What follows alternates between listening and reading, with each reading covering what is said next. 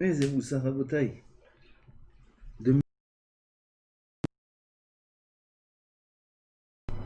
Concentré comme ça, comme il faut dire tel mot, il faut un nosar. Le nosar comme il faut. Tu parles d'un juge. Et en limoud. Fatigué.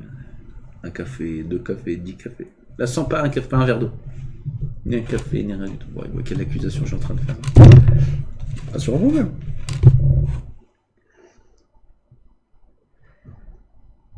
Ramovadi à la Shalom.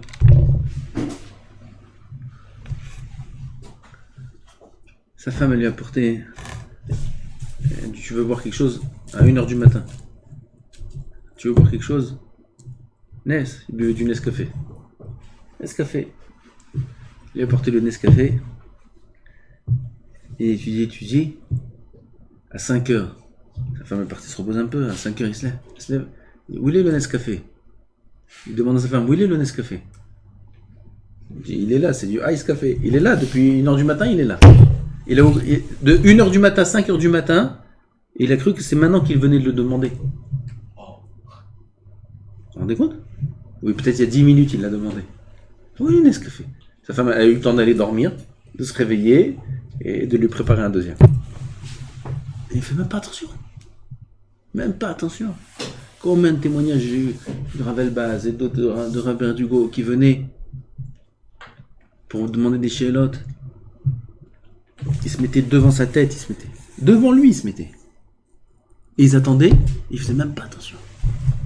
Les grands rabbinim, ils se tenaient devant lui comme ça.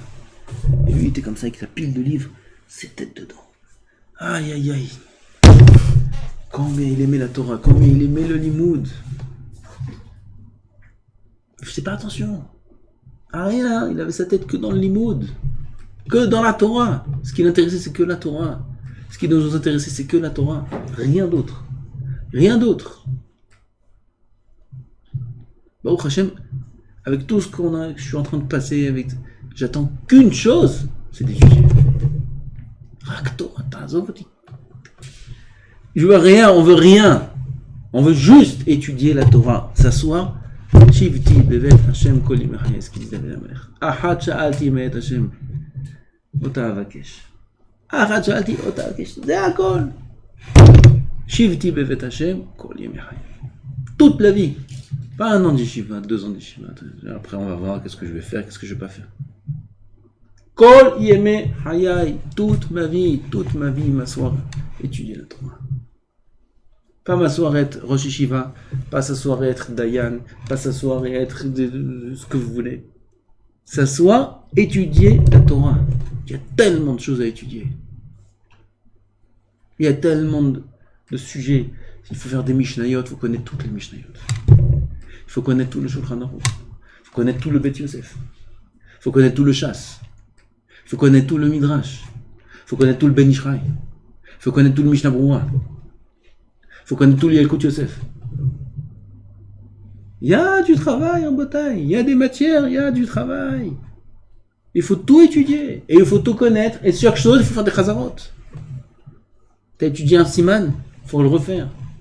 Il faut le refaire. Faire des sikoumim.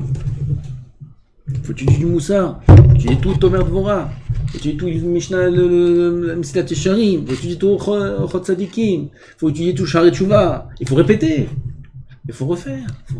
Comment on peut avoir 1 minute sans rien faire? Comment c'est possible? Comment c'est possible? Avec tout ce qu'il y a à faire.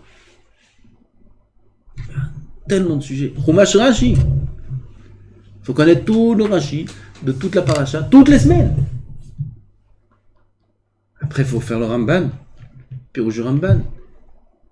Toutes les semaines. Tout le Ramban sur toute la paracha. Il faut tout connaître. Et tu travailles ou pas du travail? Regardez toutes les matières qu'on a dit. Shas, Shulchan Aruch, Bet Yosef, Mishnah Berurah, Mishnah, Yalkut Yosef, Moussa. Et tu travailles? Cette matière de base, il faut connaître. Sur le bout des doigts, il faut connaître. Pour ça, il faut s'asseoir, il faut étudier, il faut répéter, il faut étudier, il faut répéter. Une fois, j'étais au Canada. j'étais chez un rave là-bas, un grand rave, une bonne communauté, un ami, tzaddik. Et il a une grande bibliothèque chez lui. Et il me sort des livres sur un tel rave, et Allah a écrit comme ça, écrit comme ça. Et sur l'histoire d'un tel. Je dis, d'où tu connais tout ça? Ah, il me dit, je lis. Alors, il me dit, c'est des biographies tel rave. Je dis, je sais pas comment tu fais. Comment t'as le temps d'étudier tout ça? Comment tu fais? Je dis, comment ça, on étudie? Mais on n'a pas le temps. Comment je peux étudier le chasse, le Shulchan Aruch, le truc? Et ça s'est inversé. Il était jaloux à la fin de moi. Il dit, c'est vrai. Il faut étudier d'abord les choses de base. Moi, j'ai pas le temps. Je sais pas comment les gens ils lisent les feuilles de la paracha. Il y a des feuilles. Oui. Bet Maran, Bet Zé, des Chidushim. Comment on fait? Où on a le temps pour lire ça? Comment on fait? On a le temps pour lire un livre d'histoire, un livre sur un rave, un livre sur des Chidushim d'appa. D'où on sort le temps? Je sais pas comment ils font les gens. Et la main, c'est sur le compte du chasse. Alors il faut d'abord connaître le chasse. Il faut savoir être un maître dans la Gemara. Connaître les Dapim, connaître les Masertot. Il faut connaître la halakha bien. Bon, il faut étudier. Il faut connaître les simanim du Shulchan Aruch. Ça, c'est écrit tel siman, c'est écrit tel siman. Tel din là-bas, tel din là-bas. Il faut étudier beaucoup. Il n'y a pas de temps à perdre. Pas une seconde à perdre. Le Rabbeinu Rabbi Ovadia alav shalom, c'était la lumière de la génération dans ce domaine. Qui nous a montré qu'est-ce que c'est s'asseoir et étudier les Shkot Batorah. Et dans sa vie, il a fait beaucoup de choses. Beaucoup de choses il a fait dans sa vie. Des centaines de milliers ou de millions peut-être de personnes, il a amené la tchouba. Alors on va dire avec tout ce qu'il a fait. Mais ça s'est fait tout seul. Lui, ce qui l'intéressait, ce qui le préoccupait, c'était son limud Torah. C'est tout. Rav Verdugo, il est rentré chez lui pour une question très importante. Oui, Rav Verdugo, il rentre pas chez Rav Elbaz comme ça. Chez Rav, on va dire, si on vient le déranger pour quelque chose de très sérieux. Et il a attendu, comme je vous ai dit, il s'est mis devant sa tête comme ça, il a attendu 3 heures, jusqu'à sa femme, elle est venue voir le Rav, elle dit, il y a quelqu'un. Elle a bougé comme ça, il y a quelqu'un là. Hein? Non, 3 heures, j'exagère, il a attendu un moment. Sa femme est venue et elle a vu que le Rav il est là. Elle a attendu. Le Rav aimait beaucoup le Rav Verdugo. Il voulait qu'il soit le Rav Rachid de France, de Paris. Et je crois que cette histoire c'est le Rav Verdugo. C'est un autre Rav, c'est la même chose. Et il lui dit, Ken, Rila, qu'est-ce que tu veux? Est-ce qu'il faudra un chez là comme ça? Le Rav dit, ayez pitié de moi, comme ça il dit. Ayez pitié de moi. Comment je vais étudier? Ayez pitié de moi. Pourquoi vous me demandez à chaque fois des questions? Je peux étudier, comme ça. Comment je vais étudier si à chaque fois on me pose des questions?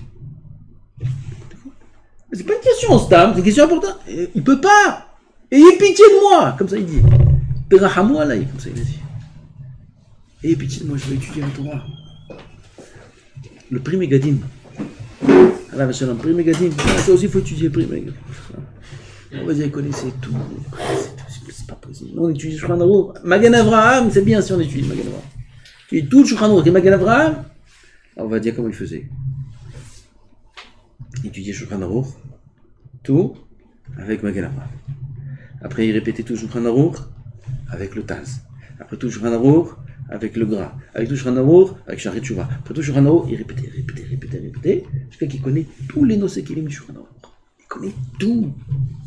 Pri Megadim, vous savez c'est quoi Pri Megadim? Tu ouvres Shulchan Aruch, tu vas pas équiper. Tu ouvres là-bas, une petite lèvre là, c'est Pri Megadim.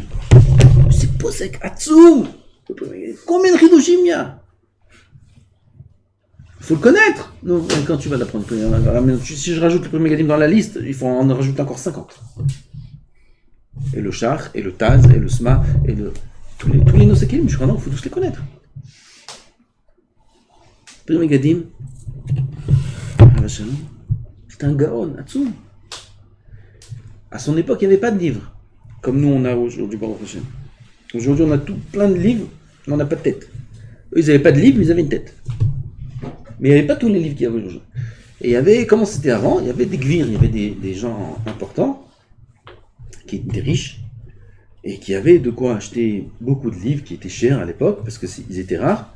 Ils avaient une pièce remplie de livres que Sifrei Kodesh. Et ils donnaient au Chachamim l'autorisation d'utiliser. Le Megadim, il avait comme ça un gvir qui lui a donné une pièce où il était là-bas tout seul.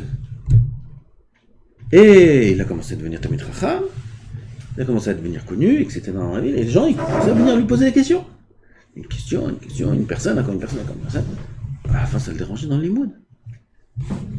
Comment il fait? C'est soit maintenant il décide d'être Rav, et devient le Rav de toute la terre, d'accord? Mais Rav, voilà, maintenant il doit répondre à toutes les questions, il doit être là au service de la communauté. Soit il étudie, mais comment il fait pour étudier? Tout le monde vient lui poser des questions. Qu'est-ce qu'il a décidé? Il a décidé qu'il faut étudier. Comment il faisait? Comment tu te libères de tout le monde? Il est venu, les gens qui lui posaient des questions, il répondait des réponses aucun rapport. Aucun rapport, n'importe quoi. Il pose une question de Bassar Vechalav, il répond une question dans Gittin. Une réponse dans Gittin. Oui, ça c'est, regarde là-bas, les gens ils regardaient ce qu'il disait. Une fois, deux fois, trois fois. On dit celui-là, il est scan. Et Kanirek, il a trop étudié. Il y a quelque chose qui a sauté là-bas. Comme ça, il est passé pour un fou. Comme ça, il a fait. Non, chacun. C'est pour la Torah. Comme ça, il a fait pour se libérer du rôle de la rabbanout. Les gens, ils l'ont laissé tomber. Lui, qu'est-ce qu'il a fait? Il a étudié. Aujourd'hui, c'est le possède de tout Am Israël. Pri Megadim. Tu ne peux pas faire un psaque sans Pri Megadim. C'est le Rav de tout Am Israël jusqu'à l'éternité. Alors que s'il avait décidé d'être Rav à l'époque, ben Rav à l'époque. Il y avait une fois dans l'histoire, dans une communauté, un rabbin qui s'appelait Pri Megadim. Il n'aurait pas écrit le Pri Megadim. Il n'aurait pas écrit. Aujourd'hui, on a le Pri Megadim grâce à ça. Alors, en de son vivant, il n'a pas eu le kavod, il n'a pas eu... Qui a besoin de ça? Il a eu la Torah. De lui, il est sorti le psak pour tout Am Israël. C'est devenu un des sfarim. C'est quoi quelle route de rentrer dans la sifria du Am Israël? Chafetz Chaim. 10 ans, il s'est enfermé. Plus. 10 ans, je crois.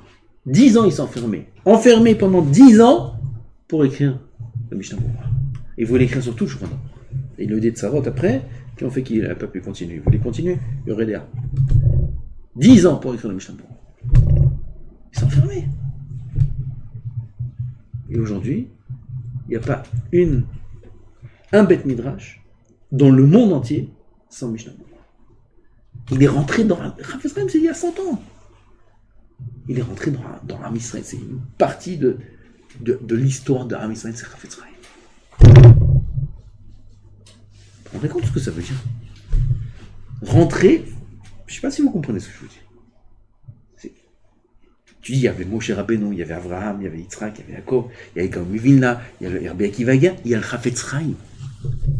C'est quelqu'un qui a vécu il y a 100 ans. Il s'est enfermé pendant 10 ans, c'est tout. C'est tout. Il s'est enfermé pendant 10 ans, il fait partie de l'histoire de Am Israël gravée à l'éternité. Ah, dans sa petite coude, dans sa kedusha, dans sa tara, quel kedusha Chafetz Chaim. Quel irat shamayim Chafetz Chaim. Quel irat shamayim. Regardez les sfarim. À part Mishnah Berurah, il y a beaucoup de sfarim de Moussa, beaucoup de mais il y a plein de sfarim de Moussa. Quel irat shamayim, que des mishalim, que des métaphores avec de la irat shamayim. Des choses magnifiques. Il vivait dans la pauvreté. Il allait d'une ville à une autre pour vendre son livre Chafetz Chaim sur la Lashon Hara. Il vendait son livre comme ça. Un il achète, d'autres il achète, qui sait qui tu es. Voilà, j'ai écrit un livre Chafetz Chaim. Aujourd'hui, il n'y a pas qui c'est Chafetz Chaim. Imagine Chafetz Chaim, il vient de vendre un livre. Tu lui achètes tout le camion, tu lui achètes. C'est un qui était écrit, voilà, pour mon ami, un tel, je disais, ce livre-là, avec l'écriture du Chafetz Chaim, il vaut $1 million aux enchères. tout ça, quoi? Ils sont enfermés 10 ans, c'est tout. C'est tout. Il fait partie intégrale de l'histoire de l'Israël. Nous aussi, on peut faire ça. On est obligé. On est obligé de s'asseoir, d'étudier, de faire. C'est un srout, pas tout le monde peut. Pas tout le monde peut. Oui, après les gens ils disent, oui, il dit il faut étudier toute la vie. Oui, il faut étudier toute la vie, alors. David Amelech, il a dit, Shifti Mezeh, Kol Yemei Hayai, il a dit. Venez toute la vie. Celui qui peut étudier toute la vie, venez qui doit étudier toute la vie. Qu'est-ce qu'il y a à faire dans ce monde? Pourquoi tu vas courir après quoi? Hein, tous font les malins, après ils sortent, ils disent, oui, on va faire ci, on va faire ça, et après tout le monde pleure. Tout le monde pleure. Ah, si j'avais su. Alors nous, on sait maintenant. Oui. On n'a pas besoin de dire, ah, si j'avais su. On est avant. Il faut se étudier. Il faut connaître la Torah.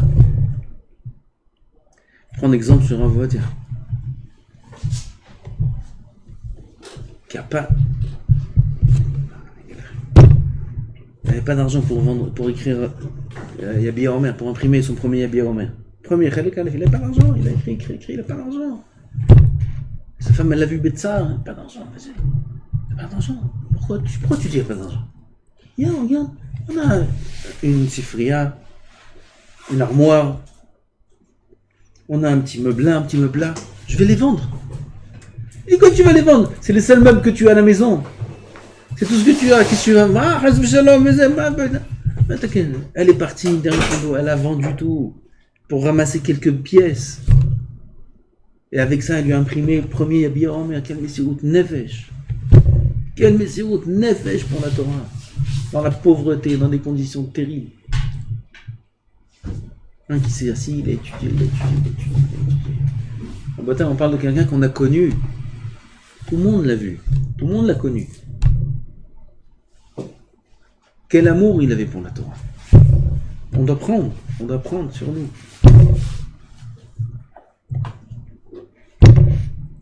S'asseoir, étudier, faire un niveau, avoir que ça en tête. Connaître la Torah, il faut connaître la Torah. Vous savez qu'il y a une mitzvah de Yediat Torah. Il y a un Rabbeinu Zalman, Shulchan Aruch Harav, il écrit là-bas qu'il y a deux mitzvot dans Talmud Torah. Il y a une mitzvah de connaître la Torah et une mitzvah d'étudier la Torah. Deux mitzvot. Il y a une mitzvah de connaître la Torah et une mitzvah d'étudier la Torah.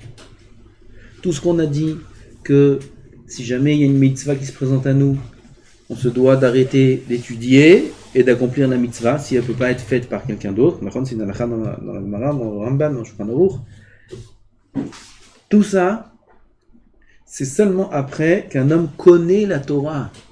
Toute la Torah, il connaît. S'il connaît toute la Torah, et que maintenant il est assis, il étudie, et qu'il y a une mitzvah qui se présente, personne d'autre ne peut la faire à part lui, là, la halakha te dit que tu dois fermer le livre, et elle est l'accomplir. Et un mariage, c'est que toi qui peux être Mesamer le Khatan. Il y en a, que toi, il y a un chesed à faire, et tu es obligé de faire le chesed. Ferme le livre, à faire la mitzvah. Ça, c'est seulement après qu'un homme connaît déjà toute la Torah. Aval, s'il ne connaît pas encore toute la Torah, cette règle n'a pas été dite.